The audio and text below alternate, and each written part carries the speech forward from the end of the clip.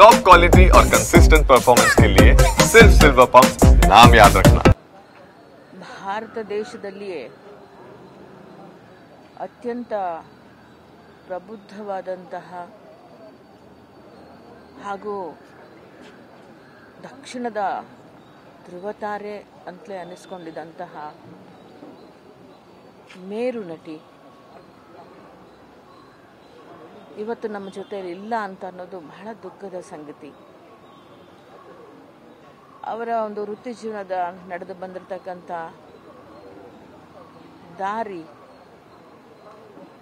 ಮುಂದಿನ ಎಷ್ಟೇ ಪೀಳಿಗೆಗಳಿಗಾದರೂ ಕೂಡ ಒಂದು ಆದರ್ಶ ಮತ್ತು ಮಾದರಿಯಾಗಿರ್ತಕ್ಕಂಥದ್ದು. ಕಲಾವಿದರು ಅಂತ ಹೇಳಿದರೆ ಒಂದು ವೈಯಕ್ತಿಕ ಜೀವನ ಆಗಲಿ ಅಥವಾ ವೃತ್ತಿ ಜೀವನ ಆಗಲಿ ತನ್ನದೇ ಆದಂತಹ ರೀತಿ ನೀತಿ ಶಿಸ್ತನ್ನು ಬಯಸುತ್ತೆ. ಅದು ಹೇಗಿರಬೇಕು ಅನ್ನೋದನ್ನೆಲ್ಲ ಸರೋಜಾದೇವಿ ಅಮ್ಮ ಅವ್ರನ್ನ ನೋಡಿ ಕಲಿಯುವಂಥದ್ದು ಬಹಳಷ್ಟು ಇದೆ. ಅವರ ಜೀವನ ಪ್ರೀತಿ, ವೃತ್ತಿ ಪ್ರೀತಿ ಇವೆಲ್ಲವೂ ಕೂಡ ಅಷ್ಟು ಸುಲಭವಾಗಿ ಸಾಧಿಸೋಕೆ ಸಾಧ್ಯ ಆಗೋದಿಲ್ಲ. ನಟಿಯಾಗಿಯೂ ಅವರು ತುಂಬ ದೊಡ್ಡ ಸಾಧನೆ ಮಾಡಿದರು.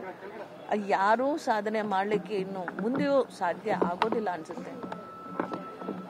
ಯಾಕೆಂದರೆ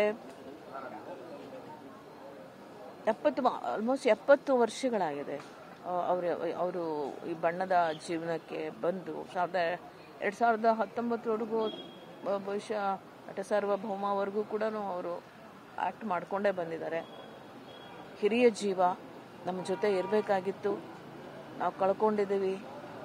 ಹಿರಿಯರಿಲ್ಲದ ಮನೆ ನಮ್ಮ ಚಿತ್ರರಂಗ ಆಗ್ತಾ ಇದೆ. ಇವತ್ತು ಭಾರತ ದೇಶದ ಪ್ರತಿಯೊಂದು ಭಾಷೆಯವರು ಕೂಡ ಬಹಳ ಗೌರವದಿಂದ ಕಾಣ್ತಾ ಇದ್ದಂತಹ ಒಬ್ಬ ಹಿರಿಯ ಕಲಾವಿದರು ಅವರು ಇವತ್ತು ನಮ್ಮೊಂದಿಗೆ ಇಲ್ಲ ಅನ್ನೋದು ನಮ್ಮೆಲ್ಲರಿಗೂ ಕೂಡ ಬಹಳ ಬೇಸರದ ಸಂಗತಿ. ಇವರಷ್ಟು ದೊಡ್ಡ ಸಾಧನೆಯನ್ನು ನಮ್ಮ ಕನ್ನಡದಲ್ಲಿ ಬಹುಶಃ ಪದ್ಮಭೂಷಣ, ಪದ್ಮಶ್ರೀ, ಅನೇಕ ಡಾಕ್ಟರೇಟು, ಅನೇಕ ರಾಜ್ಯಗಳ ಪ್ರಶಸ್ತಿಗಳು ಹೀಗೆ ಪಡ್ಕೊಂಡವರಲ್ಲಿ ಬಹುಶಃ ನನಗೆ ಗೊತ್ತಿರೋ ಹಾಗೆ ಇವರೇ ಮೊದಲಿಗರು ಅಂತ ಅನಿಸುತ್ತೆ. ಅವರ ಆತ್ಮಕ್ಕೆ ಶಾಂತಿ ಸಿಗಲಿ, ಅವರ ಕುಟುಂಬದವರಿಗೆ, ಅವ್ರ ಮೊಮ್ಮಕ್ಕಳಿಗೆ ಎಲ್ಲರಿಗೂ ಕೂಡ ಈ ನೋವನ್ನು ಭರಿಸುವ ಶಕ್ತಿ ಭಗವಂತ ಕೊಡಲಿ ಅಂತ ಪ್ರಾರ್ಥಿಸ್ತೇನೆ.